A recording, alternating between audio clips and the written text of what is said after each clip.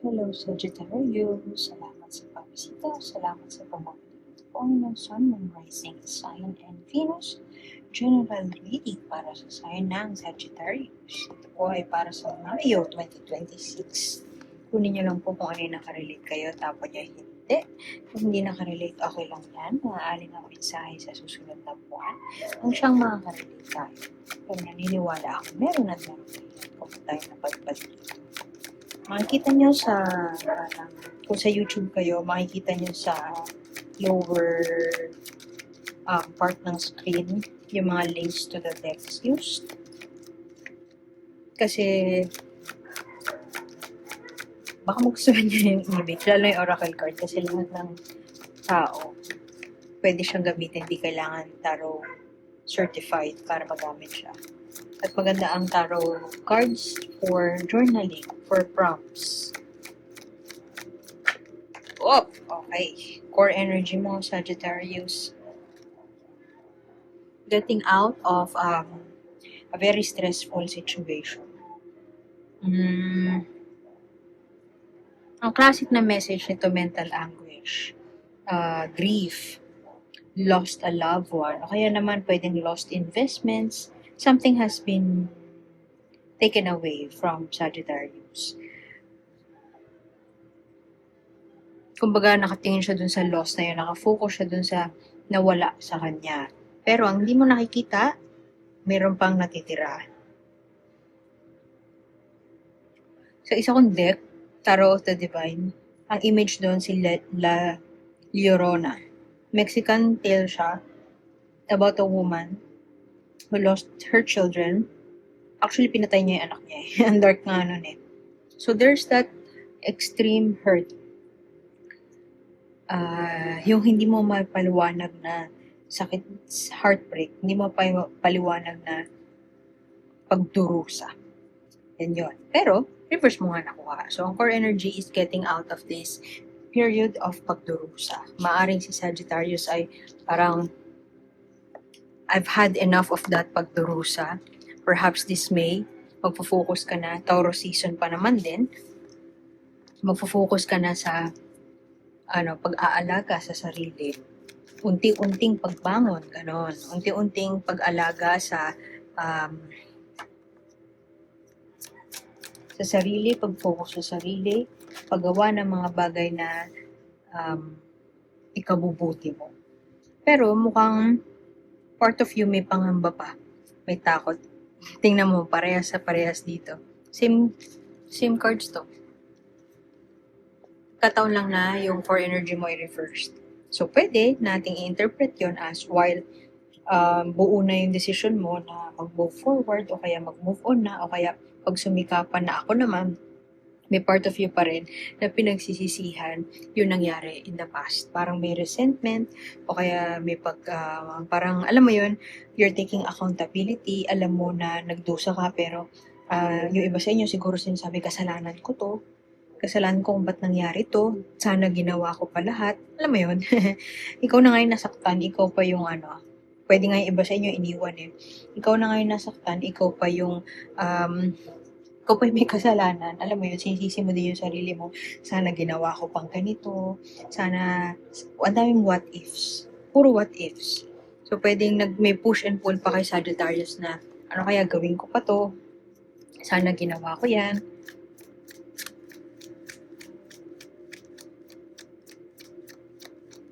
natatakot kong gawin yon, takot akong gawin yon. Ang interpretation ko lagi sa card na ito ay so sobrang willing kang i-sacrifice ang lahat. Willing ka na to turn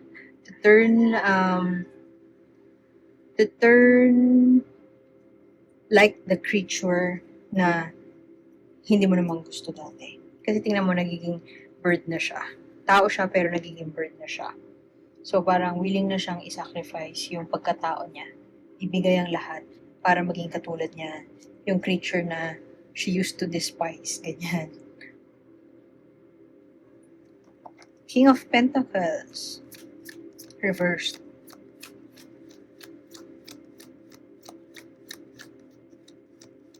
Taurus na Taurus yan, no? Taurus energy. Pero medyo twisted Taurus energy. So, pwedeng may pagmamadali,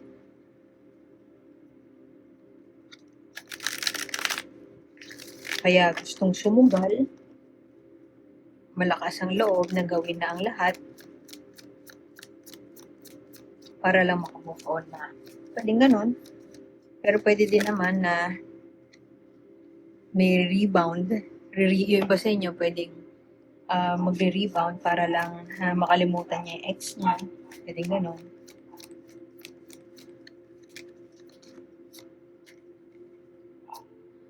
Hindi pa nasa magandang kalagayan si Sagittarius na yun. Kung ikaw yung ex na nakipaghiwalay kay Sagittarius, hindi pa siya okay.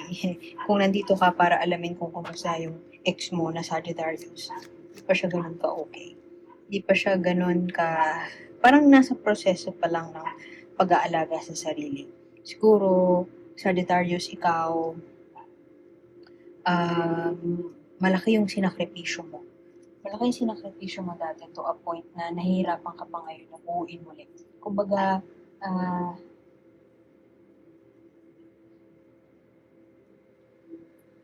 parang broken pieces ba? So parang tinatry mo palang buuin yung broken pieces na yun. Ikaw yung broken pieces. So yung iba sa inyo, maaaring nang kagagaling lang sa isang ghosting situation, kayo yung ginost, na kagagaling lang sa isang disappointing na sitwasyon, maraming gustong simulan pero hindi ka simula kasi na, may pangamba, medyo stuck up ka pa doon sa ano yung nangyari nung nakaraan, stuck up ka pa sa na-miss out mo na opportunities, stuck up ka pa doon sa pinalipas mo, pinalampas mo. Alam mo yun, tapos na na may breakup na, pero parang resentful ka, hindi dahil malaya ka na, pero resentful ka na doon sa mga kung ganito kaya yung ginawa ko, would it end up this way?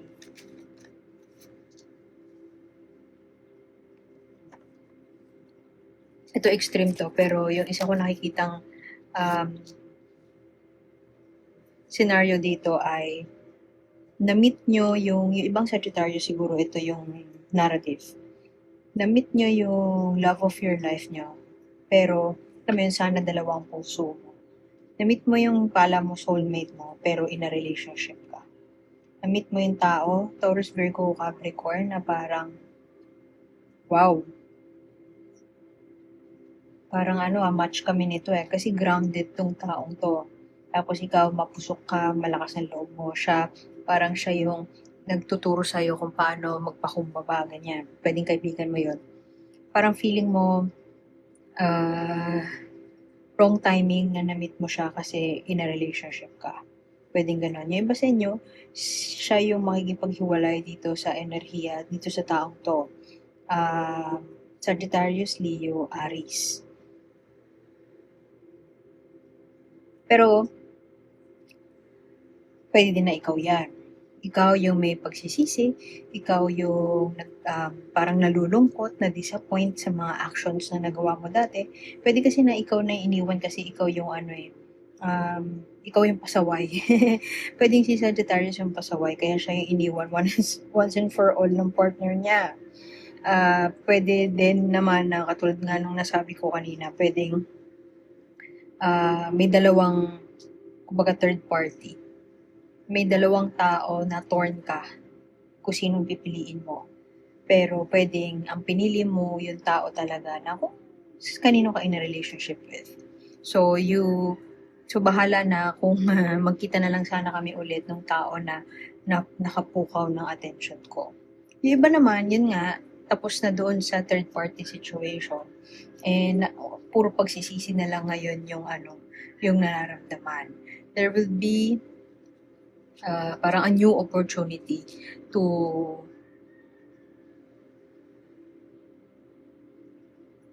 parang makabawi o makapagsimulang muli. Yung iba naman, medyo past, present, and future yung scenario na nakikita natin dito. Di ba sabi ko kanina, pwedeng may third party, no? So, iniwan nyo na yung isa, nagstay kayo sa isa. Yung iba naman, pwedeng present, ang pinagdadaanan nyo ngayon ay kaka-break lang, kayo yung binbreak, may pinagdadaanan kayong heartbreaking situation ngayon, iniisip niyo yung what ifs, pero yung future na isang scenario na nakikita ko is mamimit nyo pa lang yung tao na magiging third party nyo. Mukhang ikaw yung yung Sagittarius, ikaw yung makakamit ng, may bago kang mamimit na tao na tuturo sa'yo maging mapagkumbaba, parang gaground sa'yo. Gaground meaning, kung ikaw ay malakas ang loob, risk taker, may mamimit kang tao na magtuturo sa'yo na maghinay-hinay paminsan. Magtuturo sa'yo na kung paano tignan ang paligid na hindi lang padalos-dalos ng kilos, yung ganon, tansyahin muna ang mga bagay bago magdesisyon, yung mga ganon. Pwedeng in the future yan, kasi Ace of Wands to, parang merong spark na, may spark na darating with somebody na pwedeng ang Earth sign, Taurus, Virgo, Capricorn, o pwede din naman enerhiya lang ng isang tao na magtuturo sa'yo kung paano hindi maging palaban. Hindi maging palaban. Pero ang maganda niyan is there was kung past, present, or future man, yung resentment, yung sama ng loob, yung heartbreak, yung hindi masayang parang nursing a broken heart, kung past yun kay Sagittarius, maganda ang parang kahihinatnan kasi papunta ka na doon sa exciting part. Papunta ka na doon sa exciting part kasi magsisimula ka na ulit na parang kilalanin ang sarili mo, pwedeng mag-aral ulit, kilalanin ang mga bagay na gusto mo, i-explore ang mga bagay na gusto mong aralin, yung ganon. Kasi after siya ng Ace of Wands, which is, yun nga, may spark na spark has been lit. Parang may epiphany ka na may gusto kang simulan, may bagong panimula, may bagong oportunidad. So, yung oportunidad na padating sa'yo after siya nung heartbreak. Pwede din naman na parang pasundot-sundot din siya habang ikaw ay nursing a broken heart dyan. Susundot-sundot ang mga oportunidad na ipapakita sa'yo ni universe. May dalawang tao in your life na pwedeng part ng opportunity na yon, o pwede din naman na isa doon yung galing na sa past mo, mag-move on ka na from that person, and then suddenly may meet kang bago. There's somebody who will light up your life. Actually, hindi naman light up your life. Parang OA naman yun. It's more of mapaparealize sa'yo nung taong to na parang totally different siya sa'yo. Paparealize niya sa'yo na hindi kailangan lahat ng bagay ay madaliin, na hindi kailangan lahat ng bagay ay nakukuha sa dahas. I mean, fact naman yun. Pero mapaparealize niya yun sa'yo. Kasi fire sign ka, action-oriented ka. Siya naman ay very stable, grounded, tahimik lang, pero dependable siya na tao. Maaasahan. Tahimik lang, pero nandun siya pag kinakailangan mo siya. Pwede din kasi na yung iba sa inyo magkakaroon ng bagong work. Magkakaroon ng bagong work, and sa new work na ito, parang doon mo makikita na parang mag-iiba yung tingin mo sa mundo. Totally makakaalis ka na doon sa rut that you call depression or sa rut that you call sadness. Kasi sa ngayon, medyo pasimula pa lang si Sagittarius na alagaan yung sarili, tingnan na meron pa siyang 2 flowers doon, meron pa siyang kailangang may natitira pa sa akin, parang papunta ka pa lang dun sa exciting part na. Papunta ka pa lang dun sa part na marirealize mo na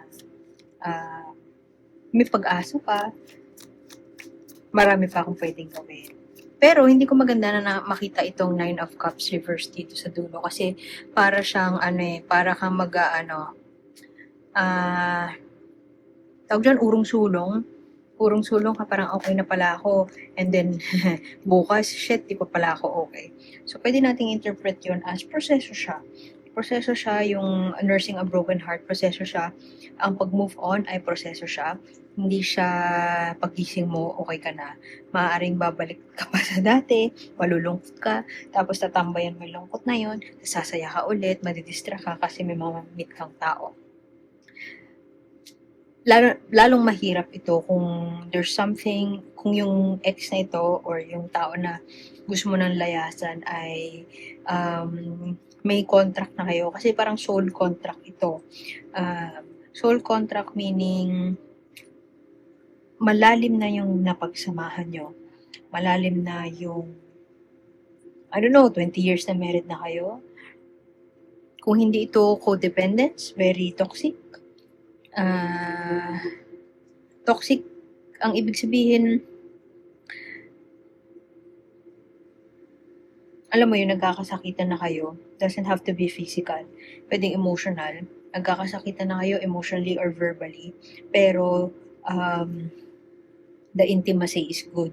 So, dahil the intimacy is good, babalik-balikan nyo pa rin yung isa kahit nagkakasakitan na kayo. Yan ang example ng toxic na relationship. So, alam mo, ang ma-advise ko sa'yo, Saj, take some time to heal. Wala pa dito yung healing. Hindi ko pa nakita sa cards mo yung healing.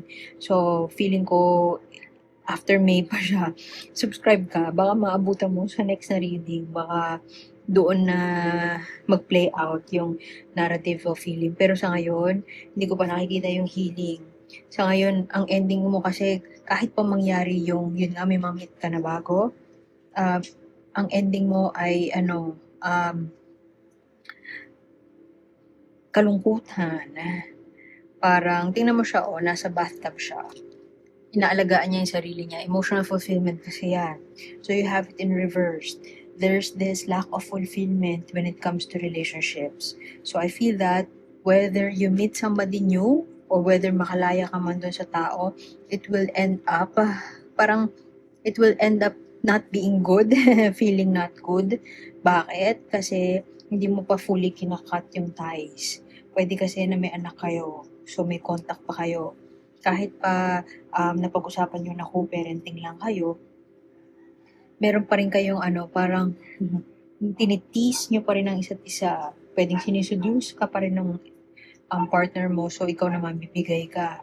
O kaya pwedeng ikaw, Sagittarius, yung nagsiseduce, tapos yung partner mo bibigay, so parang semi-bati kayo ulit. So, alam mo yun, bukas mag-aaway na naman kayo. Meron kailangan putulin na chords. Pwedeng communication, yung chords na yun. Communication para fully, itong page of pentacles na to, itong page na nag-explore, ay fully makarating siya doon sa completion ng parang emotional fulfillment. Use this month, May, Taurus month ito, use this month para alagaan yung sarili mo. Para i-nurture mo yung sarili mo. Pleasure, sensual, anything pleasurable. Self-love pa nga is May is the perfect time to do it. Or Taurus season, April 20 to May 20. Yan ang season na magandang mag-alaga sa sarili. Slow and steady. Kung ano yung pinlano mong umpisahan, pwedeng last month nakipag-break ka. So, or nag-break kayo. So, this month would be, parang slow and steady na pag-alaga sa sarili. Slow and steady na karirin mo lang yung tibay ng loob, lakas ng loob, para magplano, para makamtan yung emotional fulfillment na hinahanap-hanap mo. Kasi, sorry to say, kasi ang pangit ng ending ng reading mo. This is Devil card. Pero reverse naman siya. Although, be careful pa rin kahit reverse siya. Kasi kung reverse yan, ibig sabihin, makakat mo na yung ties. Pero kahit pa reverse siya or upright yan, whatever its position is, it's still the Devil card. Meaning there's still temptation. There are still cords that need to be cut. So maybe that's a reminder for you na kapag nakamit mo na yung bagong opportunity, halimbawa, na-offeran ka ng bagong job, no? Kaya, marirelocate ka, sa iba ka natitira, use that opportunity para makapagsimula ng bago o kaya gawin mo na yung mga plano o mga dati mo pang naiisip na gawin. Kasi,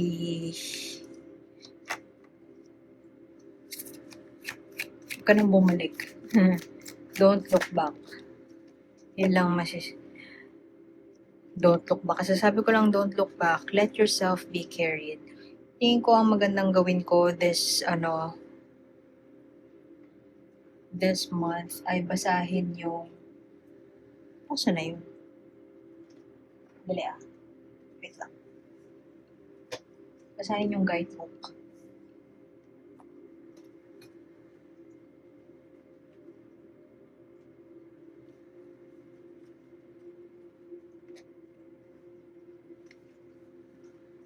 Para kayo mismo meron kayong interpretation. Okay, let yourself be carried. We're all looking for a soft space to fail. Ay, to fall. Sorry. Ulit. Basahin ko yung guidebook para kayo mismo may interpretation. Let yourself be carried. We're all looking for a soft space to fall. When you are the strongest one in the room, that space can be hard to find. If you're incredibly capable, you have trouble asking for what you need or allowing yourself to receive. Stop that right now. In fact, right this very minute, just stop. Stop everything. Curl into the shape of comfort. Let someone else manage a few tasks. Allow someone to hear your needs. Invite their help into your life even if they don't do it as well or as quickly as you do. Your job right now is to let yourself be carried while you get very real and tender towards your overwhelmed self. If there's no one to carry you, let your soul take over for a few days. Disconnect, rejuvenate.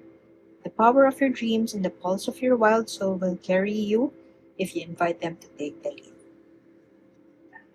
Let yourself be carried. Yun na nga. Huwag kang titingin sa pabalik.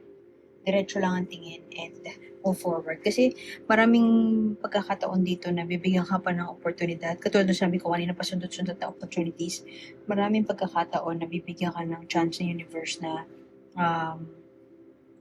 mag-move on. Pero parang babalik at babalik ka doon sa nakasanayan mo kahit pa hindi na siya healthy sa'yo. Huwag mo nang balikan yun. Such. Okay? So, iwan ko na yun doon sa Sagittarius. Salamat sa pagbisita. Sana makita kita ulit next time. Ako po si A. Like, share, and subscribe lang po. And see you soon. Bye-bye!